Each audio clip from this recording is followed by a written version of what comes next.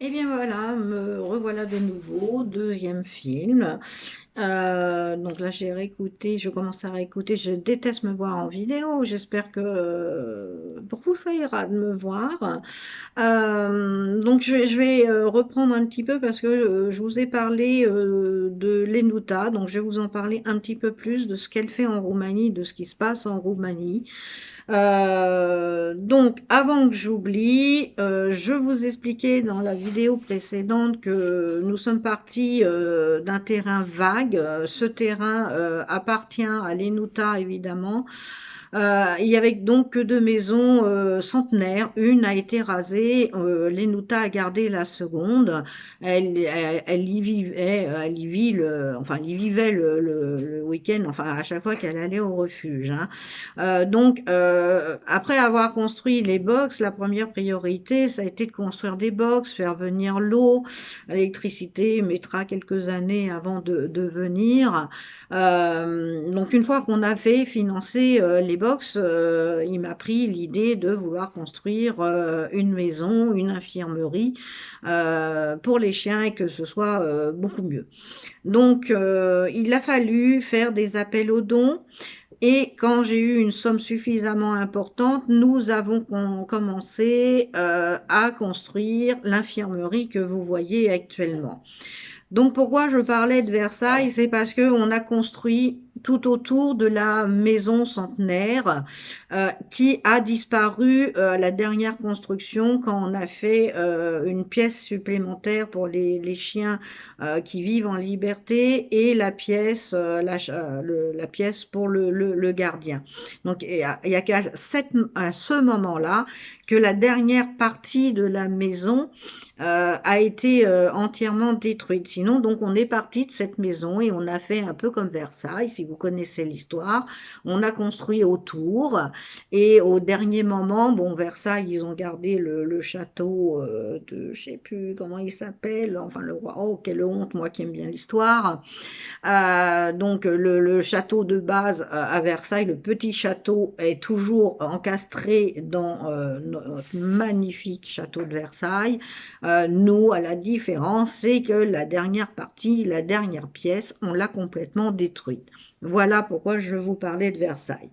Donc quand vous adoptez chez nous ou même quand vous nous voyez à des manifestations, nous distribuons un petit fascicule donc voilà, donc dans la première partie, la première vidéo, je vous en ai parlé. Là, je vais vous parler un peu plus du combat de l'Enuta. Donc l'Enuta, je l'ai croisé sur les réseaux sociaux alors que voilà, je découvrais la protection animale et ayant des enfants, j'ai jamais eu le temps, du temps à consacrer pour les chiens, mais j'ai toujours aimé les animaux de tout temps. Donc j'ai rencontré les Nuta sur Facebook et sur un forum d'une autre association que je ne citerai pas. Et elle avait été appelée pour sauver un petit chiot. Elle est venue immédiatement. Et de ce jour-là, ben, j'ai commencé à discuter avec les Nuta. Alors, notre relation avec les Nuta date avant la création de l'Arche, hein.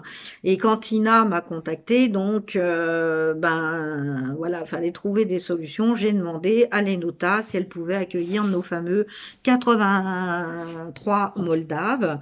À ce moment-là, elle devait quitter le terrain qu'elle louait et elle a acheté le terrain où elle est actuellement. Et évidemment, il n'y avait rien, donc c'est sûr qu'elle ne pouvait pas prendre les chiens de Tina à ce moment-là, surtout qu'à l'époque, elle avait plus de 200 chiens. L'Enuta, elle est montée jusqu'à 260 chiens, je ne sais pas si vous vous rendez compte.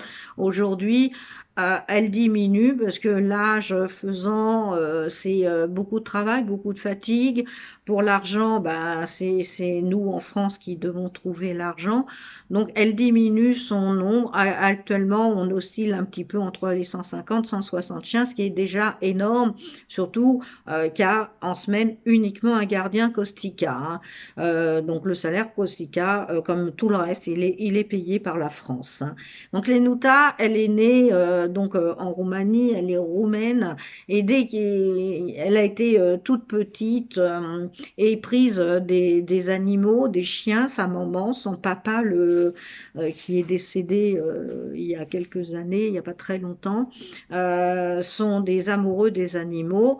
Et Lenuta, voilà, c'est sa vie. Le Noël, elle le passe avec ses chiens. Donc, vous avez pu voir, si vous nous suivez depuis quelque temps, que Lenuta, à chaque Noël, est au refuge, fait un sapin, et les chiens ont des friandises. Voilà, donc ça c'est... Lenuta est totalement dévouée aux animaux. C'est une femme hyper attachante. Moi, je suis très fière et très heureuse d'avoir pu la rencontrer, et fière parce que elle me considère comme sa sœur. Donc nous sommes... et moi aussi d'ailleurs, donc nous sommes deux sœurs de cœur, et on le dit souvent. Donc voilà, on est parti de rien, un terrain vague.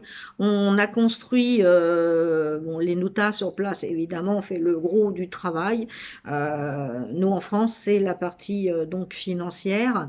On a construit au début des enclos avec du grillage, les grillages qu'on sait se sert pour le béton armé, rouillé avec des poteaux en bois, des ficelles et tout. Voilà, c'était à ce moment-là, on ne pouvait pas faire mieux. Au fil du temps, oui, aujourd'hui, on a commencé à construire une rangée de box. Ensuite, une deuxième, une troisième, une quatrième, ainsi de suite. On a pour la clôture qu'une longueur de clôture, parce qu'il y a toujours le plus urgent, et refaire une belle clôture intégralement tout autour, c'est pour le moment pas une de nos priorités. Une fois que les box ont été finis, construits, il m'est venu donc l'idée de construire cette fameuse infirmerie, notre petit Versailles roumain. Et il a fallu plus de 3 ans pour commencer à avoir une somme suffisante pour donc construire cette infirmerie. L'infirmerie, Lenuta a eu la très bonne idée, dans la soupente, d'y faire des chambres. Donc il y a 2 chambres, il y a une salle de bain, et puis ce qui permet que quand on va au refuge, puisqu'en général on va une fois par mois au refuge, ça nous permet donc au lieu d'aller à l'hôtel, soit à Bucarest, soit à Leiu, de dormir sur place. Voilà, maintenant il y a de l'eau, il y a de l'électricité. Récemment, enfin cette année, on a fait la réfection de l'infirmerie, puisque les murs, ils ont été pas mal abîmés, ne serait-ce que par les conditions météo, mais également par les oiseaux. Donc là, on a fait la rénovation extérieure de l'infirmerie. Et donc voilà, ça c'est l'Enuta, donc est dans ce pays où le chien errant n'a pas de titre, à part que c'est un nuisible qu'il faut absolument se débarrasser au maximum. Donc il y a quelques années en Roumanie, il y a une loi qui a été promulguée pour l'euthanasie des chiens errants. Donc les chiens errants ont été attrapés par des dog catchers qui recevaient 50 € par prise de chien mort ou vif. Les captures, donc c'est pas des professionnels de la protection animale, hein, c'est des dog catchers, point. Ils les attrapent au lasso, c'est très très souvent, quasiment tout le temps, ou quand ils les trappent, c'est très violent. Voilà, donc le chien, il est ensuite balancé dans le camion, il peut y rester 24 heures, le temps qu'ils finissent leur tournée et remplir le camion, et ils vont être amenés dans ces fameux équarrissages, donc fourrière mouroir, où les chiens ont à manger quand ils décident de leur donner à manger. Il y a des équarrissages fourrière mouroir qui sont mieux un peu, enfin si on peut dire, mieux que nous. En tout cas, on peut pas appeler ça des refuges, hein. Je refuse que l'on on dit, c'est des refuges. Nous, en France, un refuge, les animaux sont bien traités, ils sont soignés, ils ont un panier, ils ont à manger, on les protège du froid. Là, on s'en fiche, on s'en fiche. Souvent, les chiens qui sont soi-disant euthanasiés sont tués devant les autres à coups de marteau, à coups de pelle, brûlés vifs, électrocutés, des piqûres d'air dans le cœur. Voilà, ils sont massacrés. Les chiens errants sont massacrés. La Roumanie a fait un véritable génocide en tuant le maximum de chiens errants.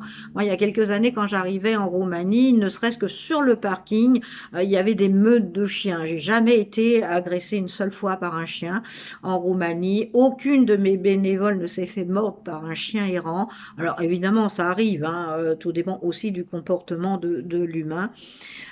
Et donc, l'Enuta sort des chiens des équarrissages.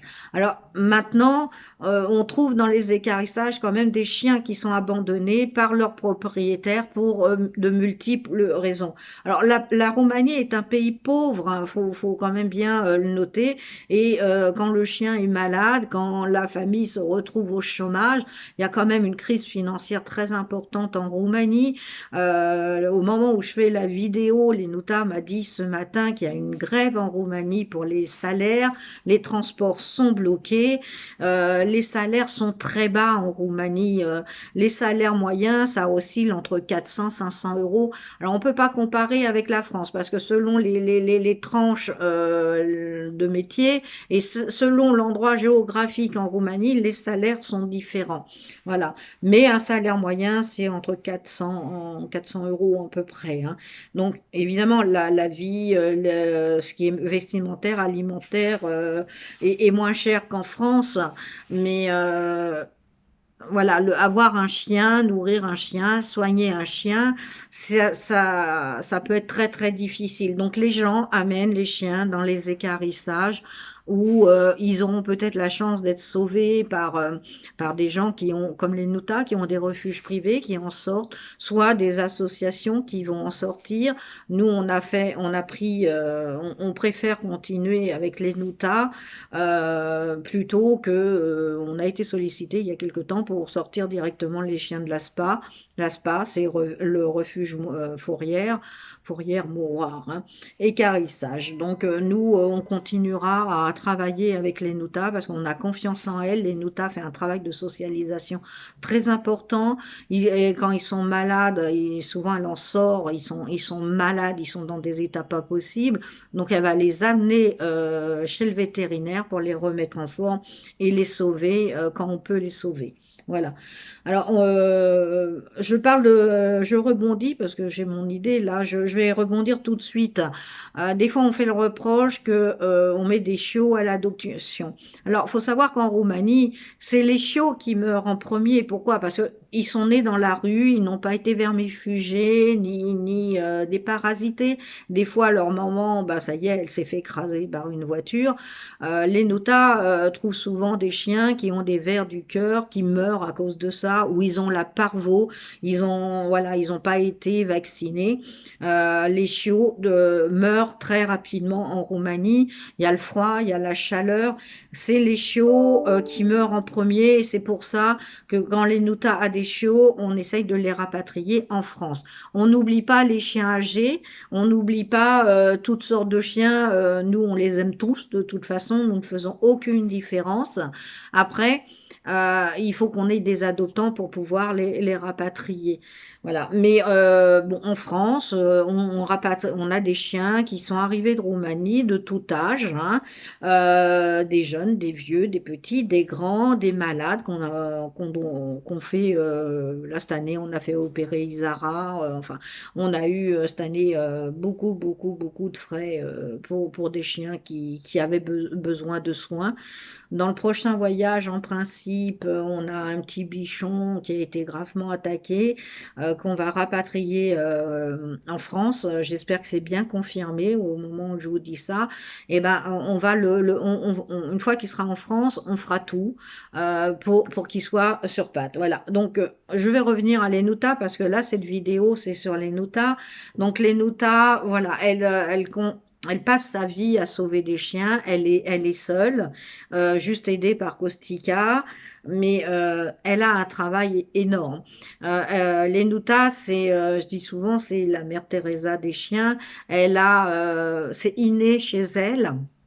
On le voit bien quand on est sur place. Les Nuta, quand elle parle aux chiens, elle arrive à les calmer. Alors évidemment, il y a toujours des chiens plus compliqués que d'autres, plus traumatisés que d'autres.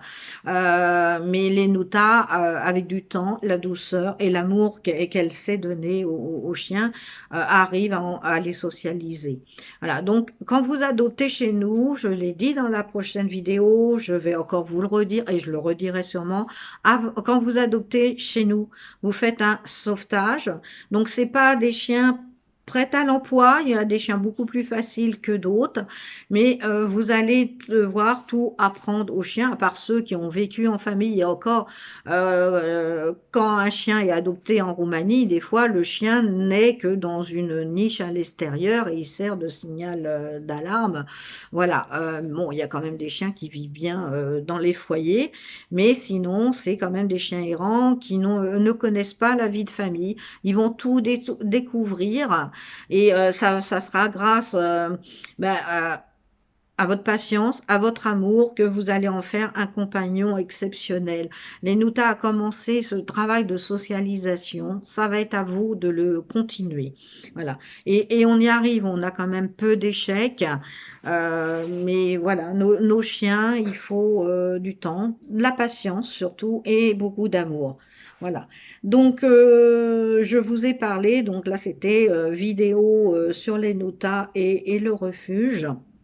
Et la prochaine vidéo, on va rentrer un peu dans le vif du sujet des rapatriements. Voilà, allez, à bientôt, au revoir.